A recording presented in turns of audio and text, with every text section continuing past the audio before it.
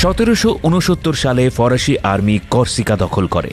এর কয়েক মাস পরে কর্সিকাতেই 15ই আগস্ট নেপোলিয়নের জন্ম হয়। নেপোলিয়নের বাবা কার্লো ছিলেন একজন আইনজীবী, যিনি নিজে কর্সিকার স্বাধীনতার জন্য স্বাধীনতা সংগ্রামীদের সাথে লড়াই করেছিলেন, কিন্তু পরে ফরাসি রাজাদের পক্ষে গিয়ে তাঁদের হয়ে কাজ শুরু করেন। তার বাবার সাহায্যেই বৃত্তি পেয়ে নেপোলিয়ন ফরাসি সামরিক কলেজে ভর্তি হন। তাঁর স্বপ্ন ছিল একদিন তাঁর দেশ কর্সিকাকে স্বাধীন করার। একাডেমিতে তাঁর আগ্রহ ছিল ফরাসি নৌবাহিনীতে যোগদানের, কিন্তু তিনি সেনাবাহিনীর অস্ত্র বিভাগে নিযুক্তি পান। কিছু সময়ের মধ্যেই সেনাবাহিনীতে সেকেন্ড লেফটেন্যান্ট হিসেবে পদোন্নতি লাভ করেন।